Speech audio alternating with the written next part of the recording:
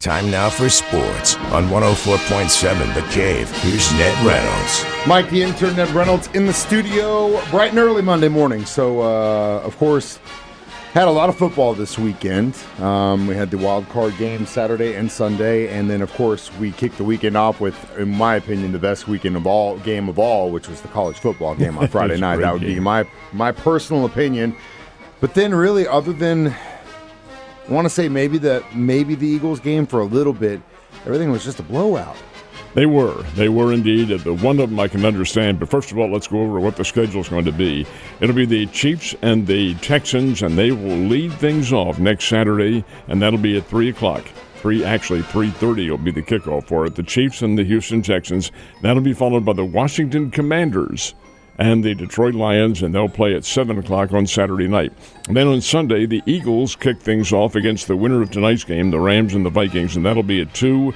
Then the Buffalo Bills and the Baltimore Ravens at 5:30. That is the doubleheader for, actually it's a doubleheader both days, Saturday and Sunday. Then the winners, of course, go on to the league championships, and the winners from that are on to the Super Bowl. Now, as far as the games are concerned, I thought the Los Angeles Chargers were really sluggish in the second half, and in all honesty, Mike, that's perfectly understandable to me. They lose 32-12 to the Houston Texans. Houston's good, but they're not great. And I think really the Chiefs, I won't say an easy time with them, but the Chiefs should beat them. They already have once this year. Los Angeles, you have to understand those players.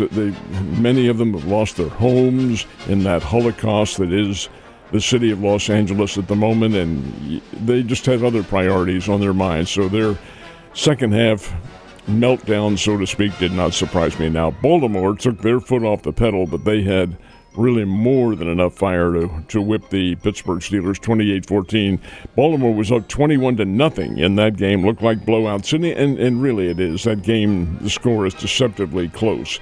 28-14, so they advance, they being the Baltimore Ravens. And I really feel like Denver, the Denver Broncos, are the team of the future, but they are not there yet. And the Buffalo Bills were able to win 31-7. Denver can play, but Denver isn't really mature enough to be in a championship yet. Now, the Philadelphia-Green Bay game was, in my opinion, one of the best matchups of the weekend. Jalen Hurts, not great, but he played well enough to win. Philadelphia did not look very good to me, in all honesty. I think they will have trouble with either the Vikings or the Rams next Sunday with whomever they play. But Philadelphia held on to win. Green Bay had a lot of injury problems, but hey, that's part of the game. 22-10 was the final score. Philadelphia won it. Tampa Bay and Washington. Didn't surprise me at all. I picked the Washington Commanders to win, and they did.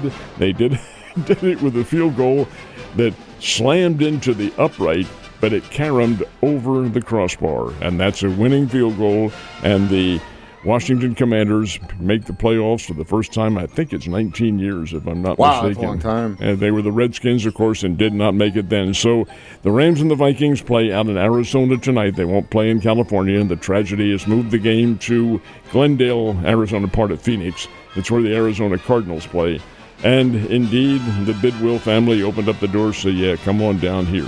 So I'm wondering what kind of a crowd they'll have. I doubt very much that it's a full house, but Vikings travel okay. Rams fans have other priorities on their mind, and that'll be awfully, awfully difficult. It's interesting because the ding that happened earlier in the day on Sunday that the Chargers pulled was a no good, and then later on the same day another ding goes for a good. So the football gods smile upon you, and sometimes they frown. But did you just say the Denver Broncos are the team of the future? In the same room as me? Come on, Ned. So, of course, it was football all weekend, or at least in my world. I watched a hell of a lot of football, and at some points was bored. But there was a lot of college basketball happening as well this weekend. And the city did not fare very well. The only winner of the 2 days of play, the only winner was the Missouri State Lady Bears. They're the only ones, and that was yesterday afternoon at the Great Southern Bank Arena. Lady Bears put a defensive whipping on Southern Illinois, beat them 75-37.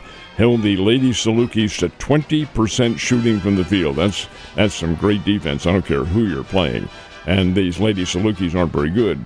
But Lady Bears do get the win, and that is the only one of the city teams that we concentrate on, Missouri State and Drury, that got a win. The Bears on Saturday night played in Carbondale, played Southern Illinois, lost 88-78 in overtime, made a nice rally down the end, had a chance to win in regulation, didn't get it done, and they lose again. The Bears are 0-6 in the Missouri Valley Conference, and that was Southern Illinois' first win. Both of the Drury teams played up at Rolla, played Missouri S&T, and both lost.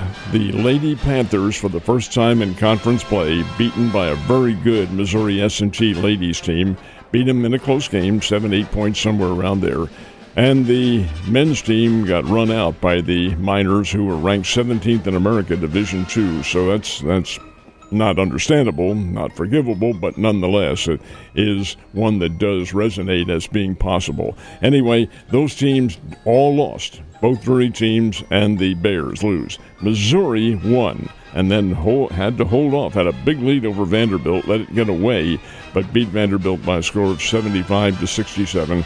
So we did get some wins. Now a big week of basketball forthcoming. We definitely do, and we also have a little bit of a tournament of champions happening at the end of the week, don't we? That all begins on Thursday, as a matter of fact, and Springfield Central and Springfield Parkview will be the two city invitees.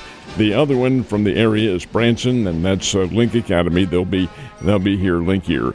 So here's the way it shapes up. Bullis Prep from the Baltimore area, and they're annually a very good team. They will open play, and they are playing Central. Then Link will play at 5:30 on Thursday against Millennium. That's a team from Arizona coming in here.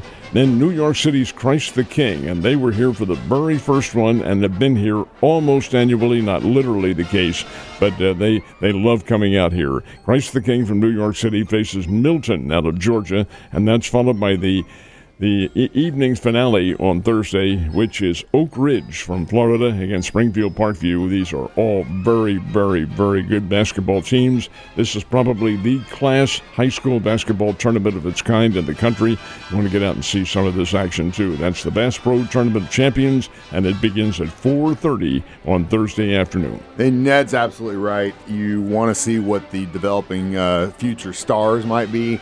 Be a good opportunity to say you saw them win. And last but not least, the majors have been on an island west of the United States while most of us froze and got snowed in over the weekend. Are they done in Hawaii now? They still got a little bit of time left. This is the end of it. Two tournaments in Hawaii.